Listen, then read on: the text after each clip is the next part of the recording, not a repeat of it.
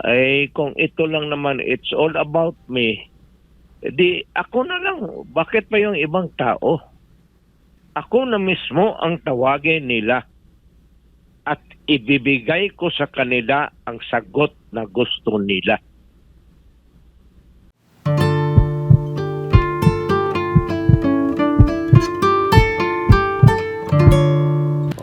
Kumusta Dating kayo lahat? Pangulong Duterte, kayo ngayon ay binubugbog sa Quad Committee ng mga resource persons na napipilitan yata magsinungaling ng gusto.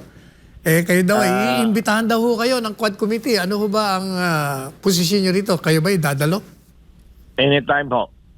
Nakatanggap na po ba kayo ng imbitasyon? Wala pa. But I would be happy to appear in both the upper and the lower house of Congress.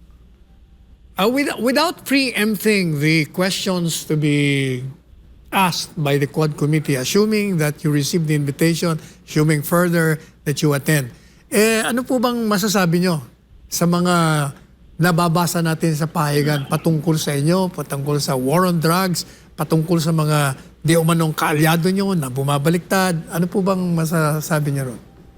Well, let us begin by saying that that is really what is life is all about. Temporary alliances, friendships that are fragile, friendships founded on shaky grounds, but yung friendships that are nakadikit talaga sa lupa, kagaya ng pagkakaibigan natin. There are so many kinds of friendships, and so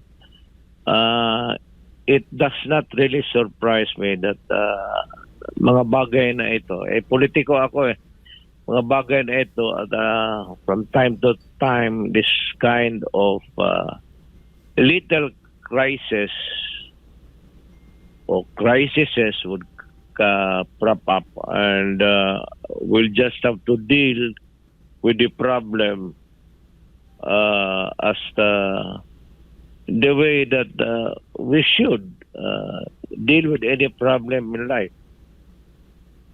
Ganun ang tingin ko, Sal. And because there are many persons already called or about to be called, or baka may mga ibang tao pa ay kung ito lang naman, it's all about me, di ako na lang. Bakit pa yung ibang tao? Ako na mismo ang tawagin nila at ibibigay ko sa kanila ang sagot na gusto nila. Yung gusto nila, hindi ko gusto. Yung gusto nila. As a matter of fact, magtanong ako sa kanila before the start of any official proceedings. Sabihin ko sa kanila, anong gusto ninyo na marinig ninyo sa bunganga ko? Ganon ang ko.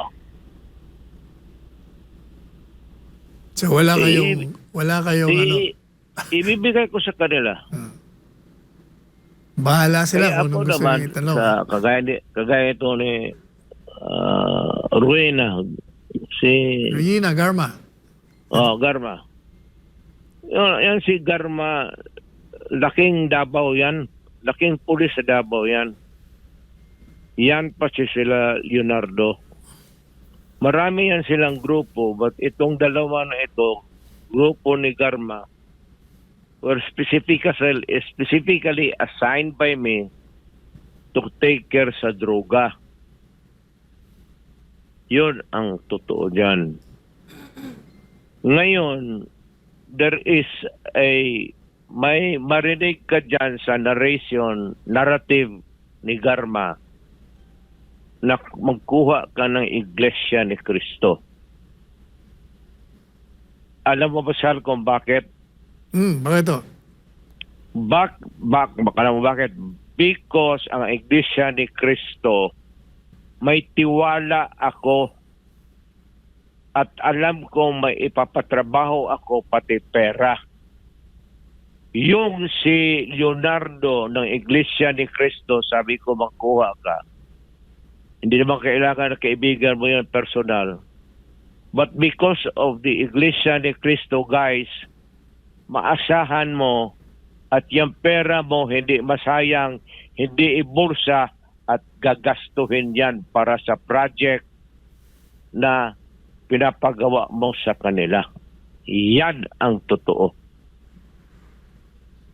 Madaling sabi, Ito Mr. na- President, yung pong pinondohan ninyo yung war on drugs, hindi yung magbibigay kayo ng pera sa mga pulis na pumatay na gaya ng sinasabi ng mga kalaban nyo.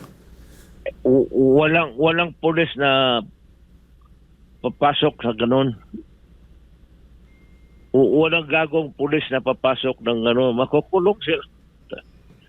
Why would they accept that kind of agreement when it will later on bring their downfall?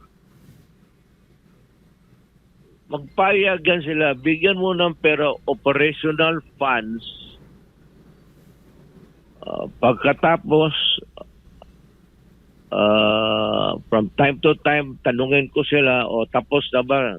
Sir, medyo kulang pa because yung iba nagpunta ng Cebu, yung iba sumibat sa Zamboanga. We have to do more follow-ups. Sabi ko, dagdagan ko yan. Yan ang sinasabi ng reward. Walang reward yan. Hindi ako magbibigay ng reward. Kung ang pinakamaano sila sa akin is pag mission accomplished, is yayain ko sila sa restaurant, magkain kami, and I congratulate them. In other words, yun ang in other words, Mr. President, yun ang pinaka-reward nila. Giving them recognition of doing their work. At saka, palainom mo yung pulis. Bilang mo 2 boteng scotch. Kaya yung nakikita natin sa iba, pumupunta ka man ng doon kay sa sa bar ni Bong. Yung mga pulis na yun man yan sila. Yung magpunta doon na 4, 5 yun yan sila na maripartida ko sa kanila. Hindi yan ang tatanggap ng pera. Nahihiya. Yan lang, sabi ko, sige, kapul kayo doon. Inuman tayo. Now, dating Presidente Duterte, meron nung lumabas ngayon sa social media, inilalabas nila yung sinabi ninyo, siguro mga ilang linggo pa lang kayo na naging presidente o ilang buwan pa lang, kung saan kino-quote kayo. Ang sabi niya ron, bibigyan nyo ng 3 milyon ang sino mang makahuli o makapatay sa mga drug lords. No. Kino-quote, ano bang, yun ang ginagamit nila na nagpapatunay, kita mo, umaalok siya ng 3 milyon para makahuli o ang sabi ko naman, sabi ko, alok yun siguro sa mga tao, hindi sa mga pulis, kasi yung pulis trabaho nila yun Kung baga, magbigay ka ng impormasyon sa mga yan.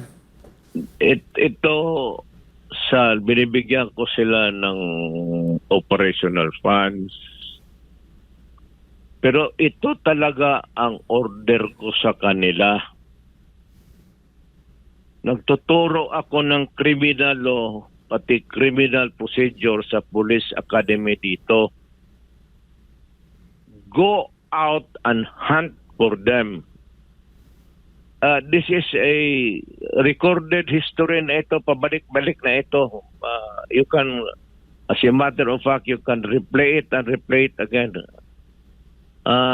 Fixture na ito.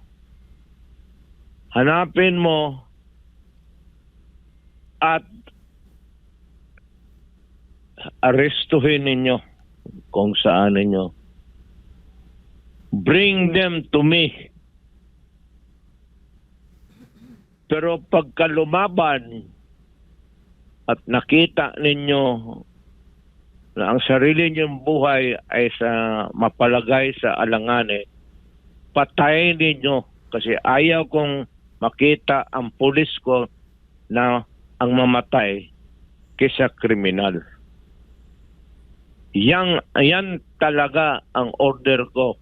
Baski sa Maynila ako mag-lecture noon o dito. Baski saan, ganon talaga.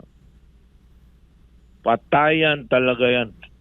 Yan ang order ko. Pag lumaban at alanganin ang buhay mo, patayin mo na.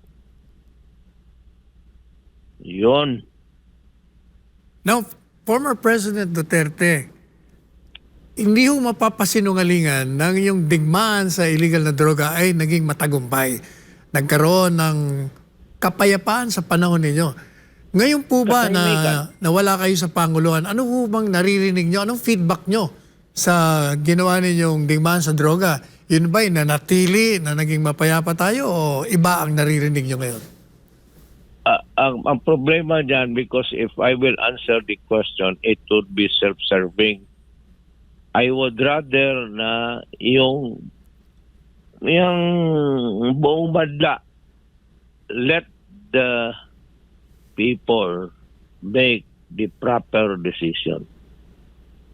Ngayon, kung sabihin ng tao na hindi ako nakatulong sa ginawa ko, then I am willing to step down from public office permanently. Kung wala namang silbi yung ginawa ko at yung lahat na namatay at gumana naman yung there was a time na maski saan ka magpunta dito sa Pilipinas, wala namang gumagalaw sa iyo. Kasi nga, wala na yung mga gago. Pero hindi ko sinasabi na sinadya ko pinatay. Kung sabi ko nga sa mga sundalo, give them the chance to fight so that if they fight, then we would be justified in killing them. And that is one problem solved for the day. Totoo yan. So, Mr. President, inaasahan namin as soon as you receive the invitation, you will respond to it positively and you will be attending the Congressional Committee hearing. Of course, it's an institution of government. So, hindi naman ako presidente. I'm just an ordinary man, a plain citizen. And maybe because of past actuations, I was president, they might want me to clarify, answer, or explain, or whatever. I'm ready for that. Okay, maganda ho yan. Napakagandang event. Hindi ako atras dan. O, Sagutin po sila lahat. Aasahan po ng taong bayan ang inyong pagdalo. These are exciting times. At marami akong sabihin sa taong bayan. Marami pong salamat, Presidente Duterte. Na-istorbo ko na kayo. Kayo pala bagong galing sa biyahe. Kami po nagpapasalamat ng marami sa inyo sa pagbibigay ng pagkakataon nito. Ako, taga Mindanao, Bisaya, pero Pilipino ako. Mahal na mahal ko ang bayan ko. Anybody, narinig mo na yan several times when I was mayor and president, I repeated and repeated it 1,000 times already. Alam na ng taong bayan, whoever wants to destroy my country, and if you will really destroy it, then I will be there to kill you. Okay. Yan ang ipagbilin ko sa tao. Papatayin talaga kita. this is my country which I can call my own. Wala akong ibang country na ipapasa ko sa mga anak ko. Puro Pilipino to eh.